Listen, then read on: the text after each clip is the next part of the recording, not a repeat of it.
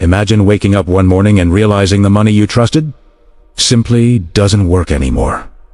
Not less valuable, not volatile, useless. That's not a dystopian movie. That was America in the early 1930s. And here's the uncomfortable truth most people miss.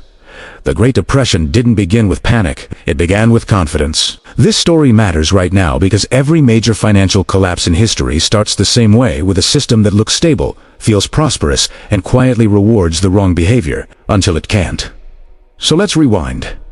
Slowly, carefully, and honestly. In the 1920s, the United States believed it had cracked the code of permanent prosperity. Factories were booming. Cars were rolling off assembly lines. Electricity was lighting up cities. Radio brought voices into living rooms. America wasn't just growing. It felt unstoppable. And Wall Street became the symbol of that belief. Stocks didn't just go up. They went up constantly. Ordinary people borrowed money to invest. Banks encouraged it. Brokers made it easy. You could buy a stock by putting down just 10% of the price. The rest borrowed. This is where the system starts to matter. When you buy stocks on margin, you're not betting on value. You're betting on momentum. As long as prices rise, everyone looks smart. But the moment prices fall, the math turns hostile. Because debt doesn't care about optimism. By 1929, margin debt had exploded. Stock prices had completely detached from company earnings. But the public story was simple. This time is different. It never is.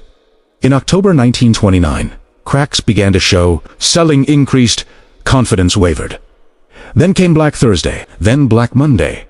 Then Black Tuesday. In a matter of days, billions of dollars evaporated. Not physically. Psychologically. The crash itself was violent, but it wasn't the depression yet.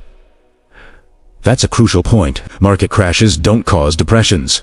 Systems do.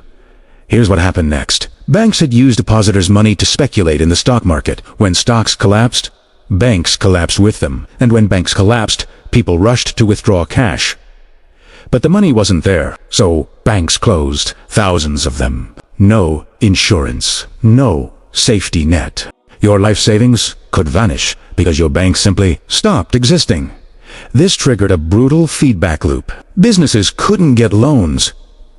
They cut production. They fired workers. Unemployment exploded from 3% to nearly 25%. 1 in 4 Americans had no job. Millions more were underemployed. Bread lines stretched across cities that had recently celebrated wealth. And here's the part that still feels absurd. At the same time, people were starving. Farmers were destroying food, burning crops, slaughtering livestock. Why? Because prices had collapsed so badly that selling food cost more than destroying it. The system rewarded waste during mass hunger. That's not a moral failure. That's an incentive failure. Now let's talk about money itself. The US was on the gold standard. That meant every dollar had to be backed by gold reserves. Sounds responsible. In reality, it was as banks failed and money disappeared from circulation, the economy needed more cash. Not less, but the gold standard prevented expansion. So instead of injecting liquidity, policymakers did the opposite. They raised interest rates to protect gold reserves, which crushed borrowing, which crushed spending, which crushed demand. It was economic self-sabotage, executed with discipline, and the public narrative stayed optimistic far too long. Government officials downplayed the crisis. Business leaders insisted recovery was just around the corner. Markets occasionally rallied false hope spikes that convinced people the worst was over. It never was. By 1933, the U.S. economy had shrunk by nearly 30%. Industrial production collapsed.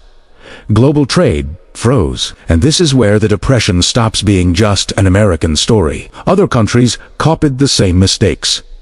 Tight money, protectionist tariffs, competitive currency policies. Instead of cooperation, everyone tried to save themselves. It made everything worse. Only when the system itself was questioned did recovery begin. Banks were separated from speculation. Deposit insurance restored trust. The gold standard was effectively abandoned. Government spending replaced vanished private demand. Not overnight, not smoothly, but direction. The Depression didn't end because confidence returned.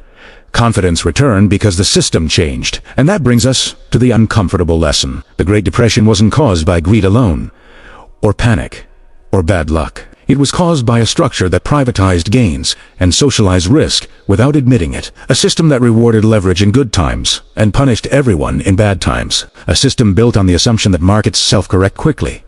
They don't. They overshoot. On the way up and on the way down. Every generation believes it's smarter than the last. Every boom produces new explanations for why collapse is impossible. And every crash reveals the same truth. Stability isn't the absence of volatility. It's the presence of resilience. So here's the question worth sitting with. If the Great Depression was the result of confidence, leverage, and rigid thinking, and if modern systems are once again built on debt, complexity, and optimism, how sure are we that we'd recognize the next one before it starts feeling normal?